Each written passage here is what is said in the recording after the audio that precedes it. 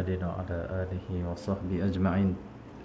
سبحانك لا علم لنا إلا ما علمتنا إنك أنت العليم الحكيم. لا حول ولا قوة إلا بالله العلي العظيم. اشرح لي صدري ويسر لي أمري واحلل عقدة من لساني يفقهوا قولي سدد لساني وهدي قلبي بحق سيدنا محمد صلى الله عليه وسلم. اللهم صل وسلم على سيدنا محمد وعلى آله وأصحابه صلاة لا نهاية لكماله وعدل كماله. اللهم صل وسلم على سيدنا محمد الفاتح لما أغلق الخاتم لما سبق ناصر الحق بالحق والهادي إلى صراطك المستقيم صلى الله عليه وعلى آله وصحبه حق قدره مقدار العظيم. بسم الله رب العظيم ورسوله الصلاة والسلام عليك قدر يدي قلت سيدي بكم لا نشرك. Bismillahirrahmanirrahim. Kata Imam Abdullah bin Alawi al-Haddad, wa nafa'na bi'ulumihi wa asrarihi wa barakatihi amin.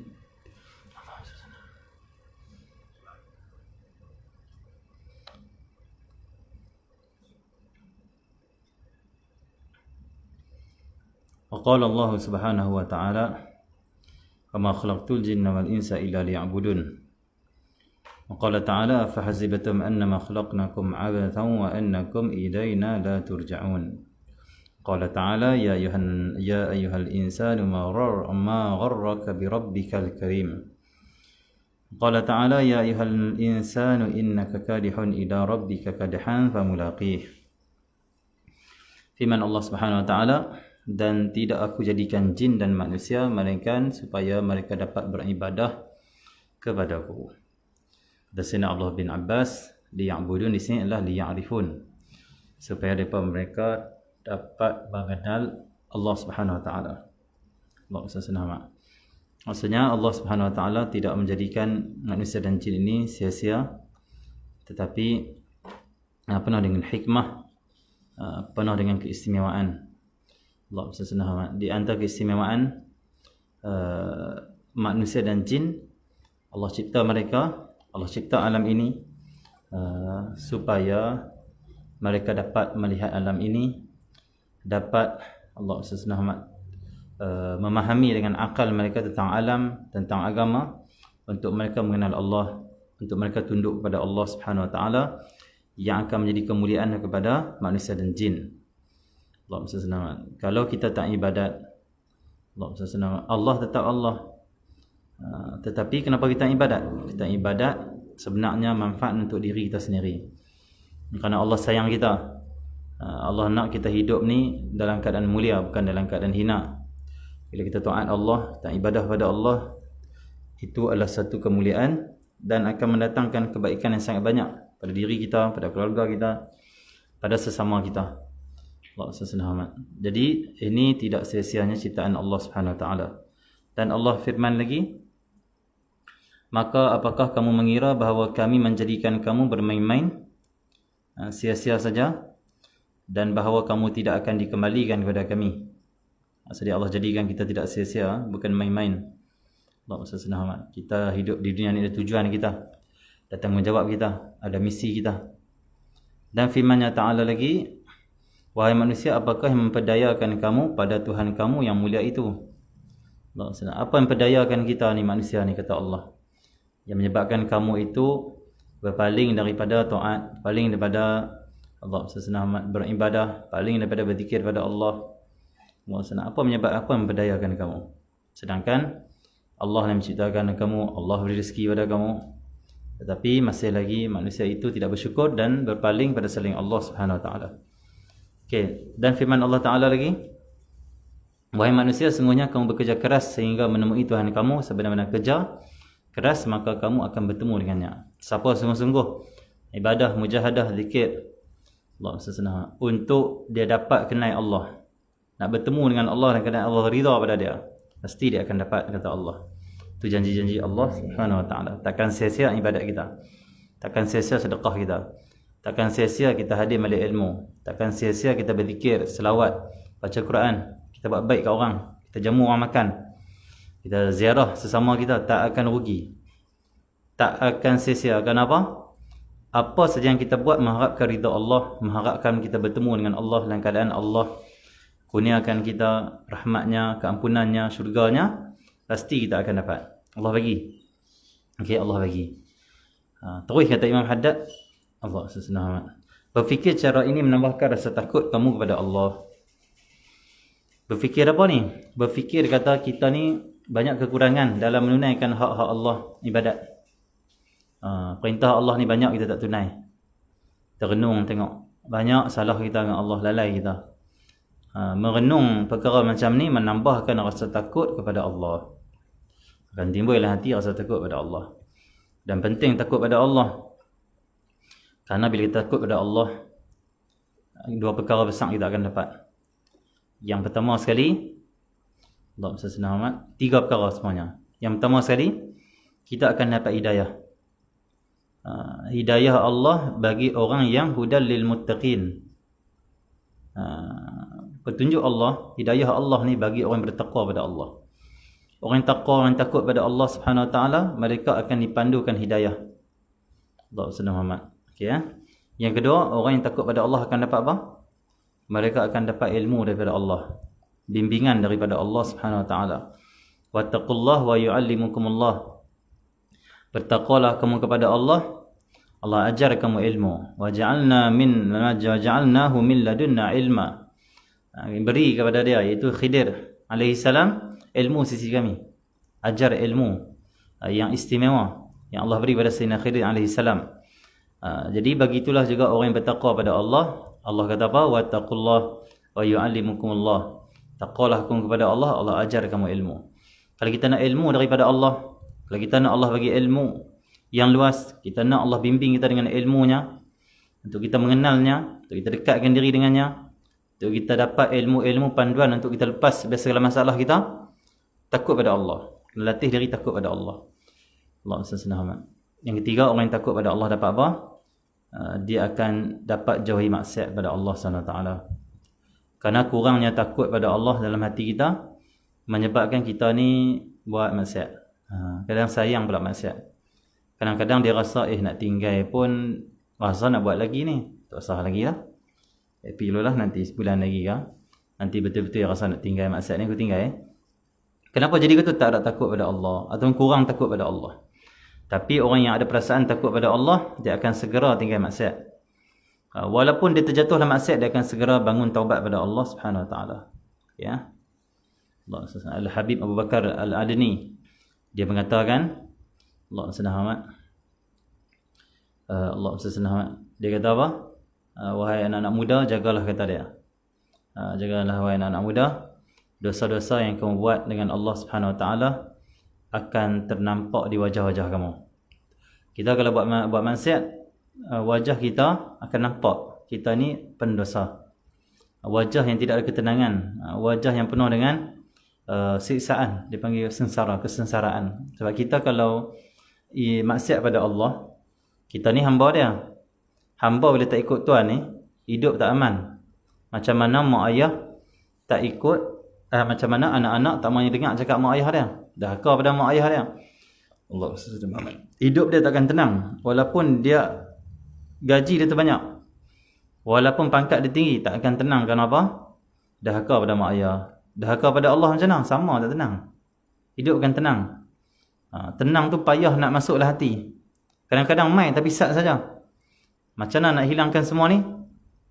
Taubat pada Allah SWT, minta ampun pada Allah Subhanahu Wa Taala. Dan anak-anak muda yang pada zaman ini, anak muda lah khususnya, yang suka kepada syahwat, maksiat, selalu jatuh pada maksiat, Allah SWT, satu saja jalan kita, iaitu taubat pada Allah dan terus beristighfar pada Allah. Tak ada jalan lain. Ada anak muda tanya, macam mana saya ni nak elak pada maksiat? Taubat buat lagi, taubat buat lagi. Macam mana? Teruskan taubat, teruskan istighfar. Sampai satu hari Allah kuatkan kita, Allah bersihkan jiwa kita, Allah bagi istiqamah pada kita. Yang penting jangan jemu taubat, dengan jemu nak balik pada Allah SWT. Dan yakinlah berapa ribu kali pun kita jatuh, lagi mana hati kita ikhlas nak taubat, nak kembali pada Allah, Allah terima kita. Allah terima kita. Jangan pernah putus asa. Memang kita tak boleh baik terus, kita ni orang yang lemah. Tapi bergantunglah pada Yang Maha Kuat. Gantunglah pada Allah yang luas rahmat dia. Macam tu bila kita takut pada Allah, kita dibimbing oleh Allah, diberi ilmu oleh Allah Subhanahu Wa Taala. Okey, terus. Dalam hadis Nabi sallallahu alaihi wasallam ada hadis Nabi kata apa? Perasaan takut pada Allah Subhanahu Wa Taala itu bila dirasai oleh seseorang, rasa takut. Waktu itu gugurlah dosa dia, umpama daun kering yang gugur daripada pokok-pokok. Hadis. Mai rasa takut ni, dosa kita gugur. Dan takut pada Allah ni, punca dia apa? Kita renung macam ni, kata Imam Haddad. Renung apa? Renung kata, Tuhan bagi nikmat pada aku banyak ni. Semua dia akan tanya nikmat ni. Tapi aku ni duk guna nikmat dia. Makan setiap hari, minum setiap hari, tidur pun selesa. Tapi nikmat yang dia bagi ni aku guna buat maksiat pula. Kan taat pada dia pun. Kan syukur. Dia bagi nikmat untuk aku syukur. Untuk aku buat baik. Manfaat. Taat. Tapi aku guna nikmat yang dia bagi ni, aku maksiat pula pada dia. Allah SWT. Renung. Banyaknya cuai kita melaksanakan perintah Allah. Banyaknya kita menyalahi perintah dia. Renung itu timbul takut. Takut Okey.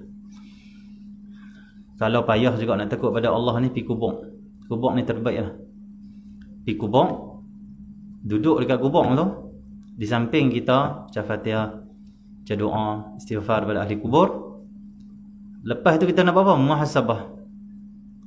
Muhasabah apa? Kubur di depan kita, tunduk kepala, pejam mata, renung betul-betul dalam hati kita, bagi kosong, jangan fikir apa. Lepas tu kata macam ni kat hati kita, kata macam ni kat diri kita, kalau waktu ni aku masuk dalam kubur dah, kalau waktu ni aku di bawah ni, aku macam mana? Main ke dunia tak boleh lah. Allah SWT. Kalau aku dah tipu orang, aku tak ada minta maaf. Kalau aku ada sakit kawan, aku tak ada minta maaf. Kalau perintah Allah aku tinggal, tak ada nak cover dah. Macam mana kalau aku masuk dalam kubur tu ni? Lepas tak lepas aku ni? Azab ke? Nikmat. Tapi duk tengok dengan amal aku setiap hari ni, perangai buruk aku ni, tak tahu lagi macam mana. Nampak macam nak kena azab dia pun. Astaghfirullah. Astaghfirullah. Di kubur, cepat sikit untuk merasakan perasaan macam tu. Takut. Allah SWT macam tu. Okey. Kalau tak mau masuk dalam ziarah, masuk kubur pun tak apa. Berhenti kereta motor tepi kubur, tengok. Tengoklah hati ni muhasabah, kan bayar pun. Duk traffic light kat peluru tu. Traffic light, tengoklah kubur. Apa tengok handphone? Kat traffic light tengok kubur. Allah, kalau waktu ni masuk kubur dah macam mana? Nak balik mai ke dunia tak boleh dah. Macam mana Astaghfirullah. Esok mati pun aku. Kalau esok tak mati pun lusa mati kot. Lusa tak mati pun ke depan tak mati. Mati juga. Bawa senang. Okay, waktu kita cerita itu, Sayyidina Uwais Al-Qarni, Allah senang. Ada orang jumpa dia, Sayyidina Uwais Al-Qarni. Orang jumpa dia, orang kata, wahai Uwais Al-Qarni, aku minta nasihat daripada-Mu. Bagi nasihat sikit. Minta nasihat lah. Senang nasihat dia kata apa? Tok Nek kamu hidup lagi? Tanya Tok Nek tu. Nenek kamu hidup tak? Hidup lagi? Mati dah. Moyang kamu hidup lagi? Mati dah. Tok Wan kamu? Mati dah. Ayah kamu? Mati dah. Mak kamu? Mati dah. Orang dia jawab mati dah, semua mati. Jadi dia kata apa? Macam tu juga engkau pun akan mati juga lepas ni. Kan tok nenek engkau mati, moyang engkau mati, tok wan engkau mati. Engkau pun akan mati juga lepas ni. Terus orang tu menangis. Senang nasihat. Ada seorang Imam Shibli. Imam Shibli. Dia pergi satu istana raja. Raja panggil dia. Minta nasihat daripada dia. Dia ziarah. Dia pergi. Sampai depan raja. Raja kata, wahai Imam Shibli, nasihatlah aku. Bagi nasihat pada aku. Kata Imam Shibli, wahai raja, engkau dapat duduk tahta ni disebabkan orang sebelum kamu mati. Macam tu juga orang selepas ini akan dapat tahta ni sebabkan kamu mati. Faham tak? Nak abang kata apa? Tahta ni taklah terang mana sebab dapat sebab kematian. Mati dapat tahta. Maksudnya lepas ni hilang tahta sebab mati. Dapat tahta sebab mati, hilang tahta sebab mati. Tapi mana? Tapi mana? Apa hebat sangat kita ni? Raja istighfar, astagfirullah, astagfirullah, astagfirullah. Okey, macam tu saja. Dia punya tu ulama-ulama punya hikmah. Senang saya nasihat orang. Kamu dapat tahta sebab orang sebelum kamu mati, dan kamu akan hilang tahta sebab kamu mati, dan orang lain akan dapat tahta pun sebab kamu mati. Mati semua mati. Allah senang. Tapi sikit-sikit orang ingat mati. Mati ni kena ingat. Kata ulama, paling kurang tiap-tiap hari ni ingat mati 70 kali. Siapa ingat mati kurang dari 70 kali, takut-takut mati su'ul khatimah, mati tengah buat maksiat. Kerana orang yang kurang ingat mati, dia maksiat ni dia rasa nak buat lagi. Dia rasa tak apa nanti dan taubat nanti. Kalau orang yang takut mati, yang duk fikir mati, fikir dia mesti mati bila-bila masa saja, dia jaga-jaga. Jaga-jaga. Okey. Ya. Senang. Okey, terus. Berfikir cara ini menambahkan rasa takut pada Allah dan menanggungkan kamu ke atas mencecah diri. Bila kamu duk fikir kata kecuaian kamu ni, tunai hak Allah ni banyak. Semayang cukup tapi khusyuk tak ada. Ada pun sikit. Kadang semayang elok dah. Lepas semayang, Allah senang amat. Aku bercerita pula ke orang. Maksudnya benda-benda yang maksudnya mendatangkan nak kekaguman dan sebagainya lah. Allah senang amat. Aku dah banyak zikir, tetapi sikit sangat waktu zikir tu aku ingat Allah. Maksudnya cek kekurangan kita. Nak bandingkan ibadat aku sembahyang sunat aku dengan sembahyang sunat ulama-ulama tu sikit lah. Al-Imam Ali Zainal Abidin tiap-tiap hari dia sembahyang sebanyak 1000 rakaat sunat. Al-Imam Ali Zainal Abidin. Kita tengok ulama-ulama sembahyang macam tu ibadat tu tiap hari. Aku ni sembahyang sunat pun malah. Astagfirullah, buruknya diriku ni. Al-Habib Abdullah bin Husain bin Tahir, dia setiap hari dia mengucapkan la ilaha illallah 25,000 kali.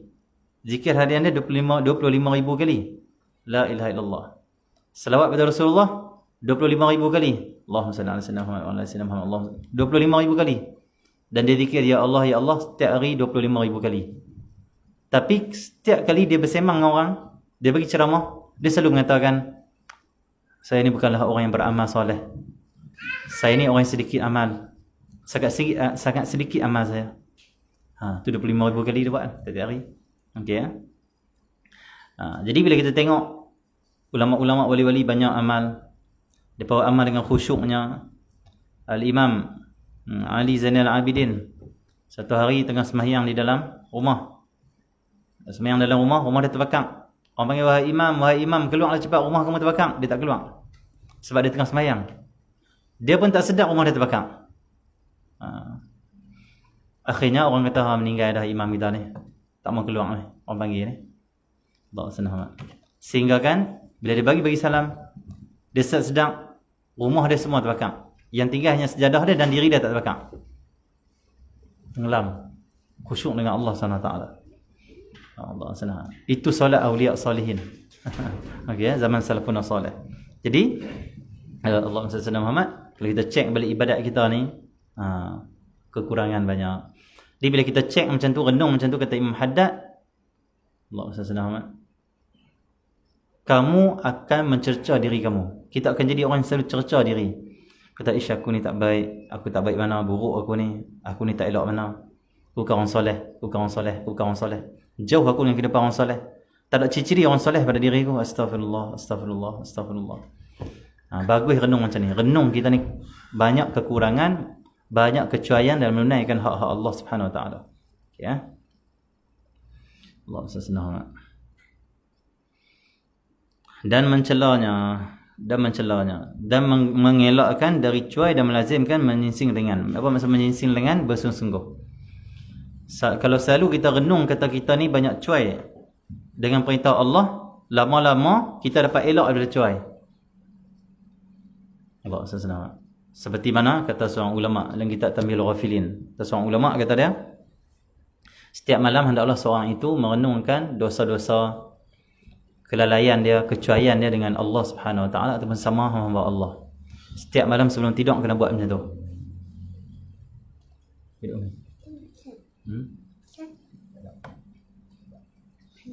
Tak ada. Tak boleh. Allah SWT. Setiap malam sebelum tidur, hendaklah seseorang itu dia merenungkan apa dosa dia buat siang hari. Berapa kali kita amal dalam seminggu macam ni? Kalau kita main handphone dengan orang tu hilang. Kursi tak ada, 3 call tak ada. Bismillah 21 kali tak ada ataupun 41 kali. Apa lagi? Tak baca pun bismillahirrahmanirrahim ahya wa amut. Allah SWT. Doa-doa Rasulullah tak baca pun rabbi qini adzab min rabbi qini adzabak yauma tab'atsu ibadak.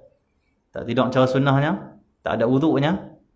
Allah SWT. Macam mana kita tidur setiap malam? Jaga-jaga waktu tidur. Kerana kata ulama, kalau tidur kita elok, mati kita pun elok. Kalau tidur kita mati, siapa tidur wuduk dulu, sunnah Nabi SAW. Hadap kiblat, tidur miring hadap kiblat. Lepas tu nak kali-kali lah kalau lengah mula permulaan tu saja. Baca doa. Setiap syahadah lagi, setengah orang tu syahadah bagus. Asyhadu an la ilaha illallah wa asyhadu anna Muhammadar Rasulullah. Tapi yang doa asyhadu pula, asyhadu salah. Banyak orang asyhadu. Asyhadu an la, asyhadu sepak bagi. Ka asyhadu. Bukan asyhadu. Asyhadu an la ilaha illallah wa asyhadu an, bukan asyhadu, asyhadu. Asyhadu. Bukan asyhadu. Asyhadu sepak dah. Okay. Maksudnya asyhadu, tak boleh asyhadu salah ha. Takkanlah kita orang Islam syahadah pun tak betul, syahadah pun tak mengaji, syahadah pun tak tahu nak sebut. Alhamdulillah. Allah SWT. Ada seorang tu di sekolah dulu, kita pengajian di sekolah menengah dulu. Seorang kawan kita tu, kita tanya dia, hang ucap syahadah tak? Syahadah tu apa? Alhamdulillah. Sampai macam tu, dia orang Islam. Tapi ibu dan ayahnya kita tengok memang tak peduli didikan agama. Suruh nak mengaji ya. Bapak tak peduli agama, kerja saja. Orang Islam semua. Tapi bila kita syahadah tak? Syahadah tu apa tadi? Buat macam mana? Ucap macam mana? Tahu. Ucap 2 kalimah syahadah lah. Ucap kalimah macam mana? Alhamdulillah, semayang tak pernah, baca Quran tak pernah. Ngaji sekolah kan? Dapat sijil alhamdulillah. Ada macam tu kan orang Melayu kita. Mudah-mudahan Allah beri hidayah pada mereka. Kesian kita tengok kesian. Kita tak benci, kita kesian. Kita cuba selesaikan masalah-masalah yang dihadapi oleh masyarakat kita ni sedaya mungkin Okey, jadi syahadah.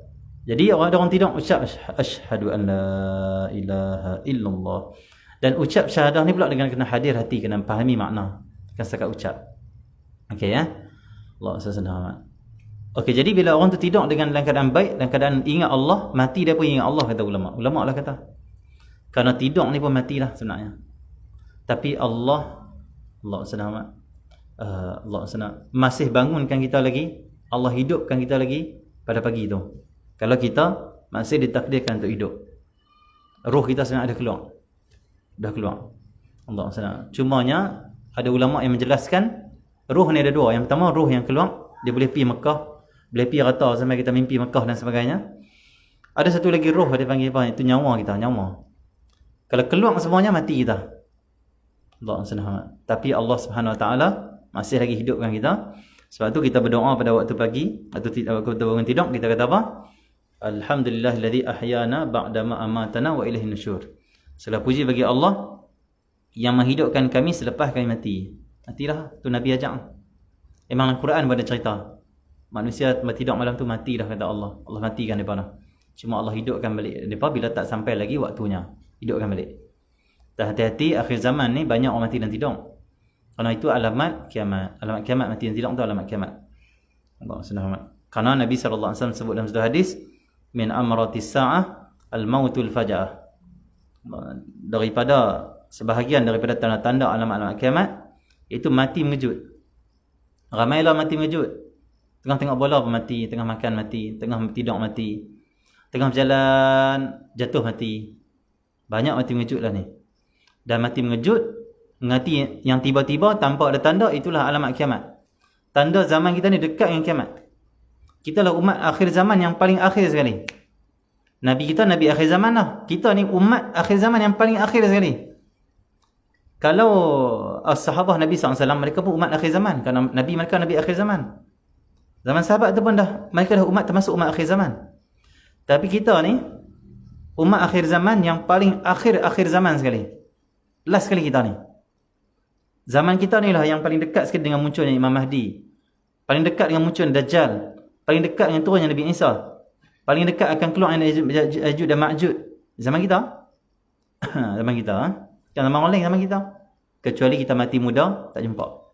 Kecuali contoh lagi 2-3 tahun kita mati, tak jumpa. Tapi kalau kita hidup mungkin 10 tahun lagi, 20 tahun lagi, kita jumpa semua tu, insya-Allah. Zaman Mahdinya, zaman Dajjalnya, zaman Isanya. Sebab kita ni di alamat-alamat, bila kita baca alamat-alamat tanda-tanda akhir zaman, kita paling akhir. Kita duduk di akhir sekali. Maksudnya apa? Zaman kita lah akan berlaku alamat kiamat besar. Alamat kiamat kecil ni hampir semuanya berlaku dah. Tinggal 1-2 lagi, sikit lagi. Kita akan masuk alamat pertengahan lepas ni, di antara kecil dan besar. Dan dia juga adalah alamat, dia adalah pembuka bagi alamat kiamat besar. Siapa? Apa dia? Muncul Imam Mahdi. Bila muncul Imam Mahdi, dialah pembuka bagi alamat-alamat kiamat besar. Dan dia itu di antara alamat kecil dan besar. Dia macam tengah-tengah, dia pembuka. Dia buka, waktu itulah akan keluar Dajjal, turun Nabi Isa, Ya'juj dan Ma'juj. Akan keluarnya sampai itu Dabbah. Allah SWT. Seterusnya sampailah datang angin yang bertiup, matikan orang beriman. Sehingga terbit matahari daripada barat. Terus sampai kiamat. Zaman kita semua tu. Zaman kita. Allah SWT. Kata ustaz ni tahu mana? Dan pandai. Sebab tu kena mengaji ilmu akhir zaman, kena kaji hadis akhir zaman, mengikut kaedah-kaedah disusun oleh ulama. Khususnya ulama yang dalam ahli dia, bidang ahli dia. Ahli dia, bidang dia. Sebenarnya Al-Habib Abu Bakar Al-Adani dan kitab Fiqh Tahulat. Bacalah. Dia telah menyusun alamat kiamat akan berlaku apa. Disusun siap. Bukan disusun sendiri. Ikut ayat, aku ikut diri dia tak. Dia ikut panduan daripada hadis Nabi SAW. Kerana alamat-alamat kiamat, apa yang akan berlaku, apa yang berlaku, Nabi habaq detail. Allah senang. Okey ya. Selepas ni akan muncul Imam Al-Mahdi. Dan Imam Al-Mahdi akan muncul di zaman banyaknya kezaliman, banyaknya penindasan, banyaknya tekanan. Imam Mahdi akan muncul. Dan waktu tu orang dah mula meninggalkan agama. Imam Mahdi akan muncul bila agama ni dah mula orang tak peduli kan. Orang hanya peduli makan minum, duit ringgit, nak hidup, tu saja. Agama orang kata, yang ni tak apalah, kita taklah penting sangat, yang penting kita boleh hidup dulu. Agama ni tak apa, kita boleh adjust ini itu. Nanti pun kita boleh amal, tak apa, yang penting hidup dulu. Bila zaman orang dah tak peduli pada agama, orang hanya peduli perut, peduli nafsu, peduli nak hidup, peduli duit ringgit, peduli nak selesa saja.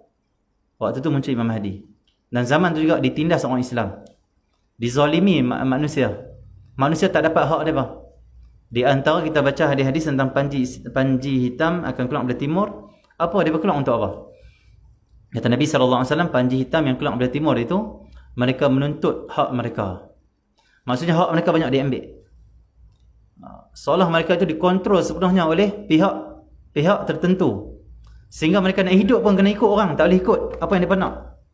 Kontrol semuanya, agama mereka dikontrol, diri mereka dikontrol, kerja mereka dikontrol. Kita ada bisnes, nak buka bisnes sendiri tak boleh. Bisnes tu kita, syarikat kita, tapi tak boleh buka. Allah SWT. Kita ada agama kita pun jadi dikontrol. Bukan semua agama kita boleh amal. Akhirnya bila ditarik hak, dicabut hak, waktu akan keluar panji hitam dari timur, akan menuntut hak mereka. Dan kata Nabi SAW, bila kamu keluar, kamu dengar panji hitam keluar dari timur, maka pergilah kamu join dengan mereka, bersamalah dengan mereka. Walaupun kamu terpaksa merangkak dalam salji, pergi juga join mereka. Kerana bersama mereka itu adalah Khalifah Allah Al-Mahdi. Imam Mahdi bersama mereka. Maksudnya Imam Mahdi akan muncul di saat manusia ni hak dia dah dia tak dapat dah. Hak dia dirampas. Dia tak boleh nak tunaikan hak dia daripada sekat itu dan ini. Manusia dah tertekan maksudnya. Dah tak boleh nak hidup. Nak beragama pun tak boleh. Nak nak hidup, nak beragama pun tak boleh. Waktu tu akan datang keadilan daripada Allah. Dunia ni bila kemuncak zalim, waktu tu dia akan jatuh. Jangan kita pening bila kita tengok makin hari makin tertekan. Jangan pening. Kenapa? Dia nak jatuh dah. Maksudnya apa? Kezaliman ni bila dah makin kuat, makin tinggi, itulah zaman kejatuhannya. Tapi bila kita kata janganlah zalim sangat, jangan zalim sangat, lambat lagi zalim tu akan ada. Biarlah dia nak zalim lah teruslah, nak zalim macam mana, nak tindas manusia, tindaslah. Tak kira kamu Yahudi ke, kamu Nasrani ke, kamu Zionis ke, silakan kamu buat. Ataupun orang yang mengikuti Zionis, Yahudi, Nasrani atau mengikuti Dajjal, silakan kamu nak buat apa saja zalim pada manusia. Tapi ingat, bila kemuncak zalim kamu dah sampai ke muncak, kamu akan jatuh. Macam Fir'aun, kemuncak zalim dia apa? Nak bunuh Nabi Musa. Nak bunuh Bani Israel. Sampai tahap nak bunuh Nabi Musa. Nabi Musa tu anak angkat dia sendiri. Dia yang bela Nabi Musa dalam istana dia. Kesayangan dia Nabi Musa AS, kesayangan isteri dia. Tapi bila dia terlampau zalim, bukan setakat dia menolak agama Allah, dia nak bunuh pula Rasul Allah. Waktu tu macam mana? Tenggelam. Bila kezaliman ni sampai tahap nak membunuh, nak mengambil hak orang, nak menghancurkan manusia, waktu tu dia akan jatuh. Tak pening kita. Berserah pada Allah, sabar terus. Jangan kita nak bagi dia berkurang kezaliman, biar dia bertambah kezaliman dia. Biarkan, Allah ada. Allah kata apa? Wala nansur, macam mana? Ayat tu ba'da hin tu. Hafiz Quran kita pula tak ada hari ni. Muhaimin tak ada. Wa nansuran alladhina zalamu. Macam mana ayat tu? Allah kata, pasti kami akan bantu, akan tolong orang yang kena zalim ni, walaupun ba'da hin, walaupun berapa masa selepas itu. Maksudnya apa? Walaupun lambat sikit kami pasti akan tolong. Allah SWT. Maksudnya apa? Kezaliman yang ada Allah tak akan biarkan. Allah benci kezaliman. Cuma yang Allah biarkan, kenapa? Allah nak hancurkan mereka sehancur-hancurnya. Allah sebut dalam Quran, dalam surah Al-Isra. Allah kata, wahai orang Bani Israel, Yahudi, khususnya Zionis ni, Allah kata apa? Kami beri kuasaan, kekayaan kepada kamu di atas muka dunia. Sehingga semakin hari kamu berkuasa, kamu makin sombong dan kamu makin menzalimi orang. Makin sombong kamu, makin bongkak kamu. Sehingga akan kata Allah, sampai tu saat kami akan datangkan hamba-hamba kami, mereka akan hancurkan kamu sehancur-hancurnya. Maksudnya apa? Kenapa Zionis ini menguasai ekonomi dunia? Kenapa mereka ni pokok ni dapat buat apa saja pada umat Islam? Kenapa? Itu juga aturan Allah. Allah biarkan, kata Allah. Kenapa? Itu juga kehendak Allah. Kenapa? Allah nak biar daripada kemuncak kezaliman mereka tu, waktu tu hancur sehancur-hancurnya. Allah biar mereka lalai, mereka rasa mereka akan selamat. Tengok, Tuhan tak apa-apa kami. Tengok orang Islam doa nangis-nangis, bukan ada apa kami, Zionis akan jadi apa? Pokok zalim yang ada ni, bukan jadi apa? Makin kaya, makin seronok, makin makan, makin sedap, boleh pergi mana saja yang mereka nak. Dia kata, tak ada apa, orang beriman doa tak ada apa pun. Kan tak ada apa, Allah kata kami tunda. Supaya biar dia betul-betul zalim, jahat betul-betul, hancur sehancur-hancurnya. Kita kalau buat salah, kita pukul sekali ya. Taram tengok, bagi dia buat salah 100 kali tengok. Kita pukul hancur tu yang tu. Contoh lebih kurang. Hang kata aku maki kau ni sekali, tak apa aku tak buat hang. Sebab sekali yang maki aku pukul sekali ya. Esok maki lagi, kali kedua maki, ketiga maki. Sebulan dia maki kita. Kita pun dah, dia panggil apa? Dah kemuncak lah. Pegang-pegang tak lepas dah. Selagi dia duduk menguat tu, kita tumbuk dia. Selagi dia duduk bunyi, tumbuk, pijak sampai mati. Alhamdulillah. Itu perumpamaan dia. Orang zalim, silakan nak zalim. Kamu buatlah zalim Allah, sezalim-zalimnya silakan. Sebab kejatuhan kamu dah dekat. Semua akan pergi, orang zalim akan datang Imam Mahdi. Akan main panji-panji Islam dari timur. Panji-panji hitam dari timur. Akan main tentera-tentera mereka yang akan menguatkan agama Allah Subhanahu Wa Taala. Okay. Siapa yang ikut Islam dia akan menang. Siapa yang ikut Islam dia akan aman. Dan siapa yang menzalimi orang Islam, siapa yang menyakiti orang Islam, siapa yang tak mencabut hak orang Islam, satu hari nanti dia akan dapat hukuman. Kita nak buat macam tak pening lah. Tak pening. Serah pada Allah, sabar. Allah lah yang akan settlekan semuanya. Dia Maha Berkuasa. Kita hanya orang yang lemah. Kita hanya buat apa yang Allah suruh saja. Ngaji, taat, zikir. Sampai masa habislah semuanya. Macam tu ha? Tengok Nabi SAW, Nabi tak kalut. Nabi tak kalut. Nabi dakwah. Walaupun ada sahabat yang ditangkap, dibakar atas api, ada yang dibunuh, ada yang disula, ada yang itu, tapi Nabi sabar. Sehingga kan ada seorang sahabat Nabi SAW, dia kena tangkap, dia letak atas api. Dia tengok Nabi lalu, dia panggil Nabi, wahai Rasulullah, cepatlah berdoa pada Allah, wahai Rasulullah, untuk Allah hancurkan mereka ni. Maksud segera akan nak keluar daripada kezaliman tu. Nabi kata apa? Nabi marah. Nabi tak bagi kalut. Nabi kata apa? Orang dulu sebelum kamu, mereka ada yang ditanam dalam tanah dan ditinggal hanya kepala, lalu digaji kepala mereka. Kepala ni digaji. Tanam betul gaji kepala. Betul-betul dua kata Nabi SAW. Tapi mereka sabar, tetap pegang pada agama Allah. Kamu tak kenal macam tu. Nabi kata orang dulu, ada mereka itu diikat Dia ambil cakang daripada besi. Macam kuku besi ya. Dia cakang mereka sampai keluar daging-daging dia, mati. Mereka sabar. Sahabat tuan diam. Sehinggalah Allah tolong Nabi SAW. Sabar Nabi SAW. Sehinggalah Nabi dapat kembali ke Mekah, kuasai Mekah, Fathul Mekah. Sabar, doa. Jangan putus asa, jangan marah. Jangan tak percaya dengan janji-janji Allah. Ala inna nasrallahi qarib. Allah dalam Quran kata, ala inna nasrallahi qarib. Tahuilah bahwasanya Allah sesungguhnya pertolongan Allah sangatlah dekat. Dekat dah nak ambil pertolongan Allah. Kemenangan dah dekat. Sabar saja. Cari ridha Allah. Kalaupun kita tak dan tengok kemenangan kita, kejatuhan orang zalim, kita mati. Mati masuk syurga kerana kita taat kepada Allah. Maksudnya apa? Di atas taat atas, duduklah di atas ketaatan pada Allah di akhir zaman. Kalau kita mati, kita selamat. Kita hidup, kita selamat. Tapi kalau duk tunggu orang jahat jatuh, kita pun jahat juga, tengok kita mati dalam kejahatan. Sama saja. Okay. Yang pertama, buang zalim di diri kita dulu. Kita pun ada zalim juga. Buang zalim di diri kita dulu, kita buat dosa. Buang zalim dalam keluarga kita. Dan kezaliman yang kita tak mampu nak buangkan, serah pada Allah. Ya. Hakikatnya ujian daripada Allah. Allah sayang pada kita. Allah sayang pada kita umat akhir zaman. Dosa kita banyak umat akhir zaman, maka Allah hapus kita cara musibah turun. Kita mati nanti tak ada dosa nanti. Nanti masuk syurga terus. Kenapa? Masalah banyak, tanggung itu dan ini. Tengok kes banyak berpening, diampun dosa. Okey ya? Okey.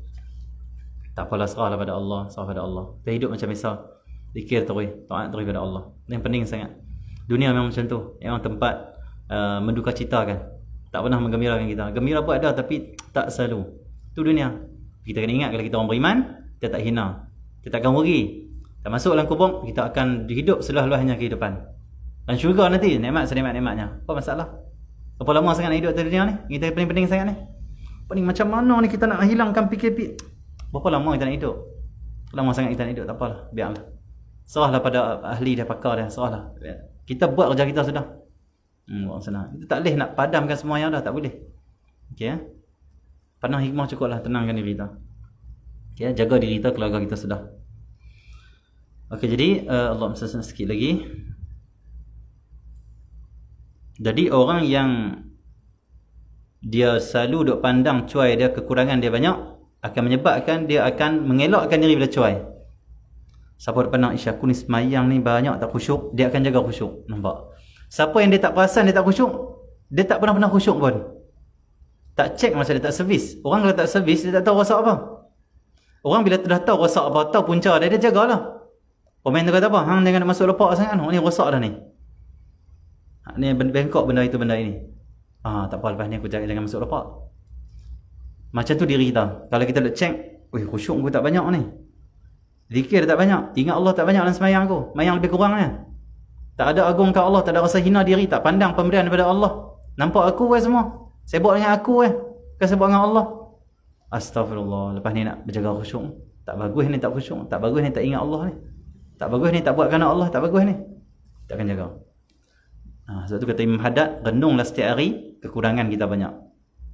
Kecuaian kita banyak. Supaya kita dapat elakkan daripada kecuaian. Elakkan daripada kelalaian. Ingat diri kita. Kamu ni cuai ni, kamu cuai ni. Supaya kita jaga-jaga. Jangan buat macam tu. Okey ya. Dan akan menyebabkan kita akan bersungguh-sungguh untuk taat pada Allah. Khususnya kata Imam Haddad, ketahuilah bahawa sehingga kamu berfikir. Sehingga itu sebaik-baiknya kamu berfikir tentang kehidupan dunia ini dan banyak kesibukannya dan balak-balaknya dan cepat hilangnya dan tentang akhirat dan nikmatnya dan kekalnya. Tengok Imam Haddad pun kata. Haddad kata apa? Sebaiknya kamu renung setiap hari, fikir setiap hari. Ni tafakur yang seterusnya. Imam Haddad suruh kita buat. Tafakur apa? Tentang dunia ni banyak kesibukan dia. Maksud dunia ni bukan tempat rehat lah. Tempat kita sibuk bekerja.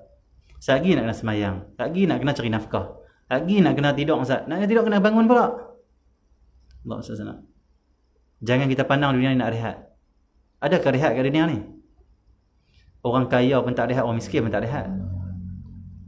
Dia panggil apa? Pemerintah tak rehat, rakyat pun tak rehat. Sebab dunia memang tak rehat. Rehat tu apa? Kubur. Ada orang tanya, Syekh Zainal Asri orang tanya dia. Ada seorang ustaz tanya Syekh Zainal Asri orang tanya dia. Syekh kita ni dia buat kerja-kerja Islam ni, dia tolong dakwah apa semua, dia buat dakwah, dia buat program kat masyarakat. Sampai bila? Tak ada nak rehat kata dia. Bila kita boleh rehat? Syekh Zainal Nasri kata apa? Kita rehat dalam kubur. Dalam kubur kita rehat kata dia. Lah buat kerja. Rehat, nak rehat? Boleh dalam kubur. Rehat dalam kubur kata dia. Sengap betul kena ayat tu. Allah senang. Memang sungguh rehat, nak rehat ni, dalam hidup ni nak rehat mana? Kubur kita nak rehat. Tapi kalau di dunia kita nak rehat, dalam kubur tak rehat. Akhirat tak rehat. Duk kena azab, naudzubillah. Sebab rehat tak buat kerja, tak buat amal, tak buat kebaikan, tak ada dakwah, tak ada buat kebaikan sama kaum muslimin. Allah senang. Tapi kalau kita nak bekerja di dunia, kita akan rehat di kubur, rehat di akhirat. Nak rehat di dunia yang sementara ataupun nak rehat yang di akhirat yang kekal. Pilih nak rehat sementara, nak rehat kekal. Firaun rehat tu. Rehat dalam istana seronok. Tapi lah Firaun nak buat apa lah ni? Rehat ke?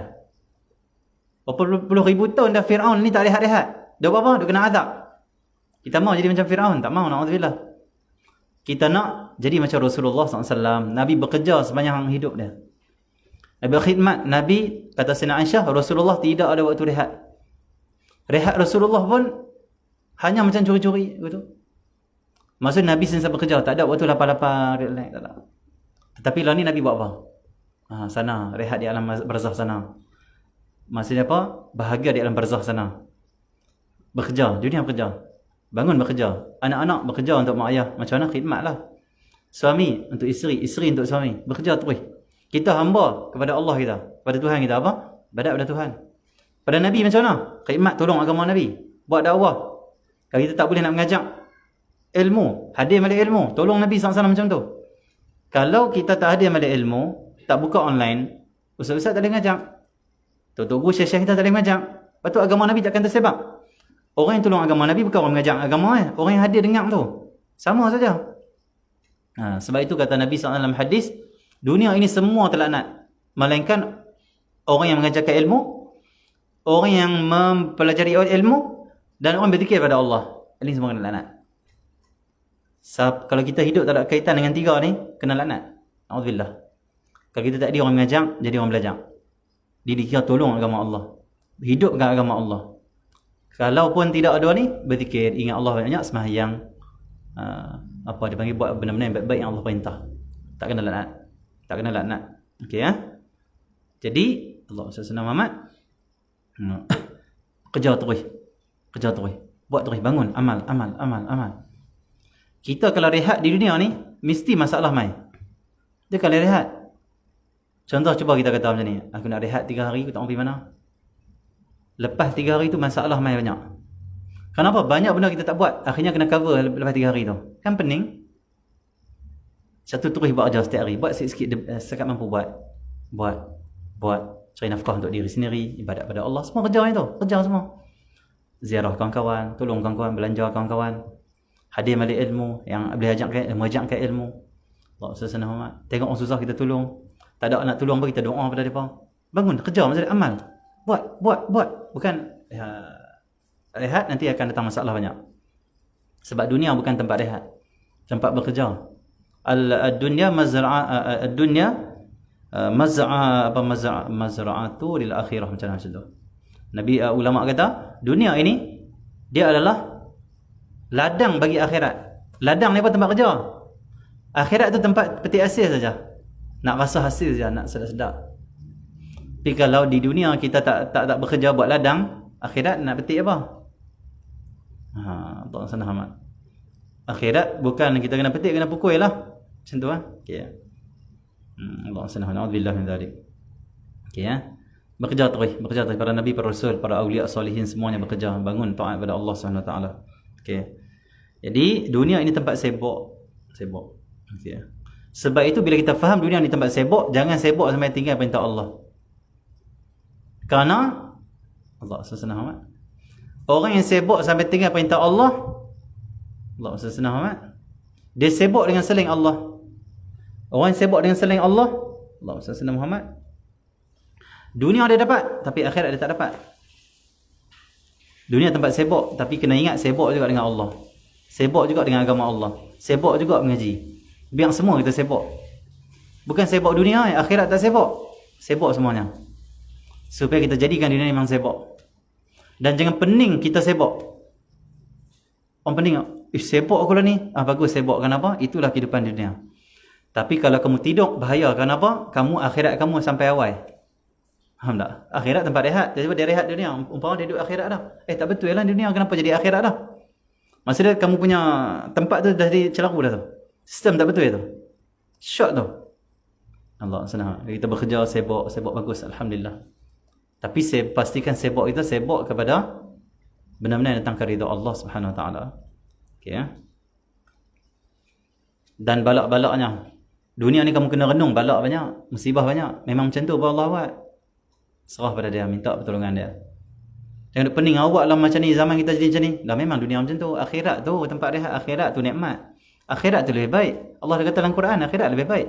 Tapi dah kamu anggap dunia ni kamu nak rehat-rehat, kamu dah fikir, kamu dah tanam dalam mindset kamu, dunia ni aku nak nikmat-nikmat, maka kamu pening dengan balak yang ada lah ni. Pening dengan musibah lah ni. Ahlillah, awliya, salihin, ulama, dia tenang saja. 17,000 kes, tak apa. Dunia memang tempat balak, dunia tempat musibah. Akhirat sana tu. Akhirat tak ada dah kita dalam syurga, mana ada KKM update 17,000, tak ada. KKM pun Masya Allah, dan mereka orang Islam masuk syurga Masya Allah. Tidak ada yang meningkan kita. Tak ada update case dah kalau dalam syurga nanti. Dunia memang update case. Memang ada orang sakit, memang ada orang sihat. Ada orang ditimpa balak, ada orang duduk dalam nikmat. Ada orang yang susah, ada orang yang senang. Dunia. Akhirat yang beriman semuanya senang, semuanya gembira. Awliya salihin dia pandang dunia ini tempat balak, tempat musibah. Apa peningnya? Memang dunia apa Allah buat macam tu.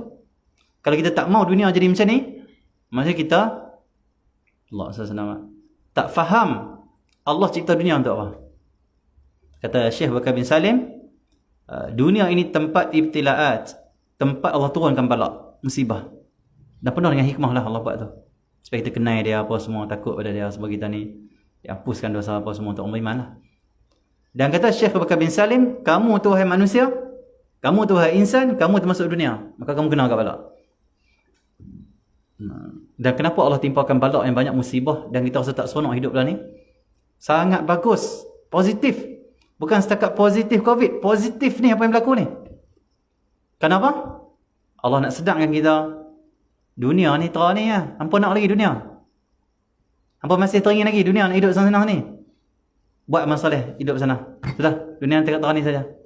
Supaya kita tak memanjang-manjang dunia. Dia boleh nampak seronok, pergi mana boleh, kita sedap-sedap, duit banyak, oh seronok, gembira. Akhirnya kita rasa apa? Lupa akhirat. Ni dah cukup dah aku, seronok dunia. Tak ada amal soleh. Jadi kita rasa dunia ni tak boleh nak ke mana pun. Astagfirullah, macam tu aku penting kat akhirat lah. Aku kerja, aku cari nafkah, tapi aku cari redha Allah Subhanahu Wa Taala. Kenapa? Aku tak mau aku hidup dunia sengsara, akhirat sengsara. Aku mau hidup ni dunia memang ada susah sikit, tapi aku nak akhirat aku senang lenang, bahagia. Contoh orang tua-tua. Kenapa Allah buat tua? Bagus. Kenapa? Kalau kita muda terus, tak teringin kita nak ke sana yang lebih baik. Tapi bila Allah buat sakit itu sakit ini, supaya kita ingat, tak payahlah hidup lama-lama. Kalau hidup lagi lama lagi sakit banyak. Buat amal soleh sana muda balik, sana seronok, sana bahagia, sana tak sakit. Lutut tak sakit, belakang tak sakit, kepala tak sakit. Hati pun tak sakit. Sana nak balik sana. Allah timpakan semua ni untuk kita. Kenapa? Supaya kita sedang akhirat tu yang utama untuk kamu. Sana lebih baik. Hidup fikir aku nak senang lenang sini, tak habis-habis, tak akan kejar, tak dapat. Dunia ni umpama bayang kita kejar tak dapat. Duk bayang nak bahagia, nak tak dapat pun. Aku nak kaya, kata dia bosanok. Kaya-kaya lagi pening. Apanya dapat dunia? Dia tahu orang kaya syok lah. Rumah 3 tingkat. Belum tentu duduk rumah 3 tingkat tu tenang macam orang duduk di bawah, di rumah flat yang kecil. Ada orang rumah dia flat kecil kan? Tapi tenang, bahagia dengan Allah, bahagia dengan keluarga. Ada orang rumah 3 tingkat, bahagia tak ada. Itulah dunia. Maha adil Allah Subhanahu Wa Taala. Allah sesenhamat. Okey ya. Dan kenapa Allah buat dunia macam ni? Sebab Allah Maha adil. Orang Islam pun kena, orang kafir pun kena. Dan akhirat nanti baru Allah bagi pada orang Islam beriman saja. Ad-dunya lil jami' wal akhiratil muti'. Kata ulama, ad-dunya lil jami'. Dunia itu untuk semua dapat sama dunia. Tapi wal akhiratu lil muti'. Akhirat untuk orang taat saja. Itu dunia. Ya. Apa pun insya-Allah, alhamdulillah, masih lagi iman, masih lagi Islam, masih lagi kita niat percaya pada Allah, masih lagi kita boleh hidup dengan baik, boleh makan minum sihat, alhamdulillah. Allah senang. Okey ya. Tak salah, pening-pening sangat dengan kes banyak tu, tak salah. Kita pening dengan akhirat kita lebih baiklah. Dengan kubur kita macam mana. Itu lebih penting. Dunia saat saja nak hidup, berapa lama sangat nak hidup? Apa lama sangat? Sana lebih baik, sana lebih baik. Sana rehat, sana bahagia. Tak usah fikirlah nak bebas, nak bahagia betul-betul. Tak salah, tak set macam tu lah. Okey ya. Set dunia memang macam tu pun, tak apa. Dan cepat hilangnya, kamu kena fikir renung bahawa dunia ni cepat hilang. Apa yang kau miliki cepat sangat hilang. Tapi kalau kamu dapat akhirat, dapat ridha Allah, dapat syurga Allah, tak akan hilang-hilang sampai lama-lamanya. Dunia boleh jadi kita kaya hari ni, esok kita miskin. Allah senang amat. Tambah-tambah lah ni, duit digunakan sistem online. Itu lagi bahaya tu. Duit bila dah kita tak pegang, hanya dalam sistem, akhirnya orang tu boleh muflis dalam sesaat saja. Mungkin dia kena scammer apa, kena scam lah, habis. Apa kerana sekelip mata. Itu akhir zaman. Okey ya. Allah senang. Dan tentang akhirat dan nikmatnya dan kekal. Dan kamu kena fikir, dunia ni cepat hilang nikmat dia. Kita seronok masa betul hilang. Hari ni seronok, esok boleh seronok tak? Tak tentu lagi. Hari ni kita ada duit, esok ada duit tak? Tak tentu lagi. Dunia. Tapi kita kena ingat akhirat lebih kekal, akhirat lebih nikmat, akhirat segala-gala. Allah senang macam tu. Renung macam tu kata Imam Abdullah bin Al-Haddad. Siapa ada ilmu waktu ni, ada ilmu agama, dia tenang. Siapa waktu ni ada hubungan hati dengan Allah, dia tenang. Kes 17,000 ke, 70,000 ke, 700,000 ke, bahagia dengan Allah SWT. Tenang. Kenapa? Dia memandang yang menjadikan. Mandang yang sebalik. Dan dia pandang akhirat itulah tempat betul-betul bahagia. Dunia memang macam tu. Dia kenal Allah. Allah buat macam ni, kata memang macam ni pun. Dunia macam ni. Sebab Allah nak bagi kita sedang bahawa dunia macam ni saja. Biar kamu pandang aku. Biar kamu takut pada aku. Biar kamu segera untuk buat persediaan untuk akhirat. Sanalah lebih baik. Macam tu. Awliya salihin bersih jiwa, mereka hidup macam biasa.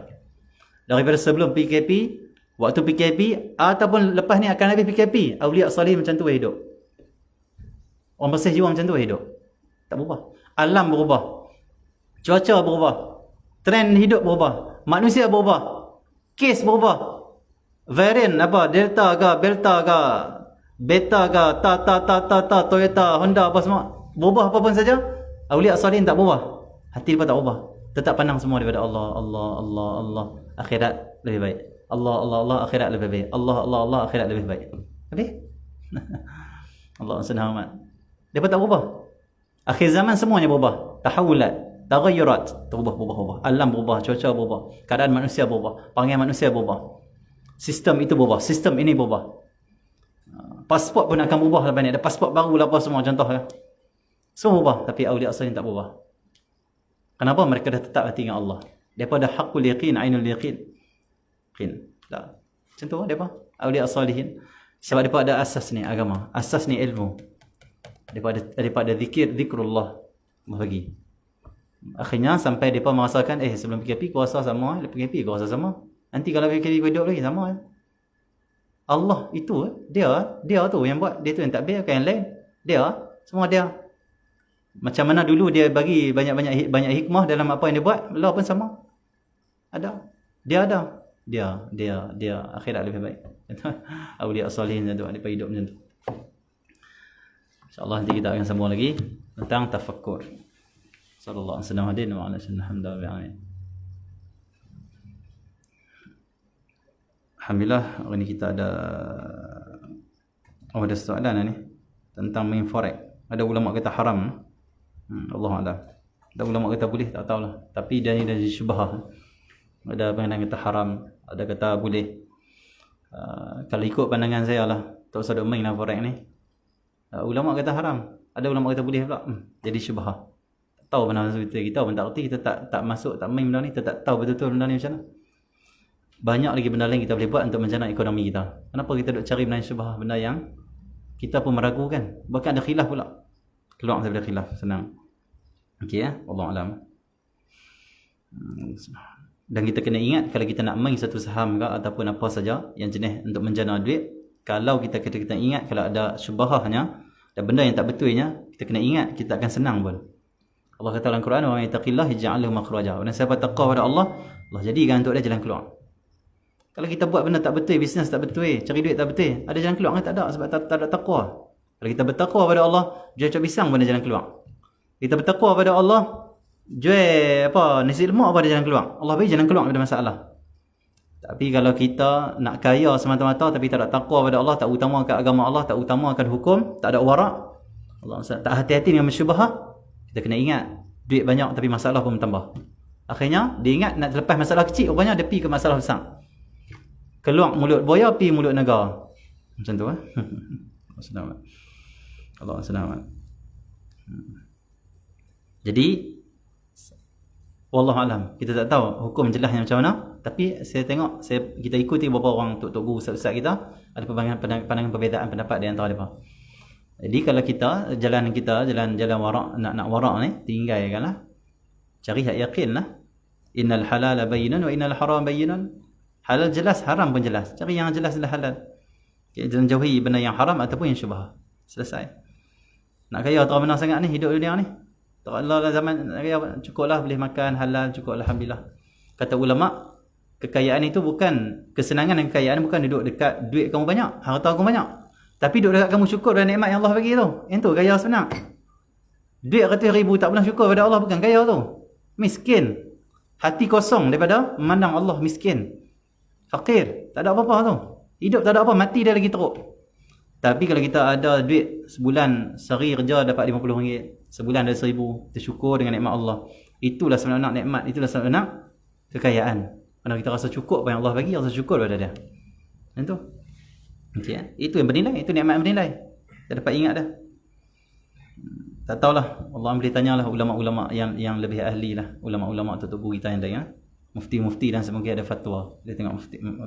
Tapi jalan kita pilih jalan, kita ikut ulama-ulama yang warak. Tinggalkan terus benda yang kita melakukan ni. Allah selamat. Niaga kecil-kecil tak apa. Buat produk apa kecil-kecil, insya-Allah Allah barakah kan. Ya. Betul amal yang soleh.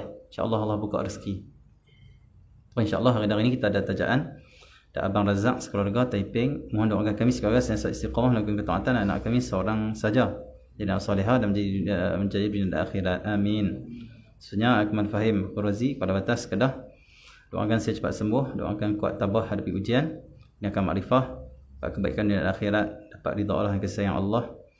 Selamat ada fitnah akhir zaman dan juga semua umat Islam. Dan semoga Allah kabulkan segala hajat. Amin ya rabbal alamin. Seterusnya pada Sarawak, hamba Allah dari Sarawak, doakan agar saya cepat sembuh dari segala penyakit, diberi kekuatan kesabaran menghadapi ujian, dugaan, diampun dosa, memudahkan urusan perkahwinan dan mendapat diberi hidayah pada semua ahli keluarga. Amin.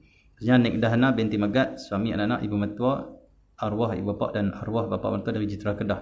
Doakan kami semua mendapat bimbingan Allah jalan mengenalnya. Doakan semoga anak sulung saya bertemu jodoh dengan lelaki yang soleh. Amin. Ini Ustaz Muhammad Akbar Rushdi bin Akram Zaki dan keluarga di Bandar Baru Bangi Selangor. Ustaz doakan agar kami punyakan hati yang suci, membenci maksiat dan mendekatkan diri pada Allah, dijauhkan daripada maksiat zahir batin. Amin. Semoga Allah kekuatan zahir dan batin. Yang terakhir hamba Allah pada Kahang salat Johor, mendoakan kami sekeluarga dan umat Islam, Allah kekalkan nikmat iman hingga hujung nyawa, dijauhkan siksa kubur dan neraka. Allahu akbar, na'udzubillah. Semoga Allah pelihara kita dari segala azab, segala fitnah dunia dan akhirat. Semoga Allah merahmati kita, Allah pandang kita dengan rahmat-Nya. Semoga Allah Subhanahu wa taala selamatkan kita dari fitnah akhir zaman. Semoga Allah bahagiakan hati kita walaupun dalam keadaan musibah. Semoga Allah tenangkan hati kita dalam keadaan musibah, dan semoga Allah angkat segala wabak, khususnya COVID-19 dan segala kezaliman, penindasan dan apa saja yang menyakit kaum Islam. Semoga Allah angkat, Allah tambah, Allah ganti dengan nikmat Islam, nikmat iman, nikmat keamanan. Dan semoga Allah SWT beri hidayah kepada pemimpin kita, beri hidayah kepada semua rakyat. Dan semoga Allah satukan hati umat Islam. Semoga Allah jauhkan kita daripada segala perpecahan, pergaduhan, pertengkaran. Ya Arhamar Rahimin sallallahu alaihi wasallam. Alhamdulillah.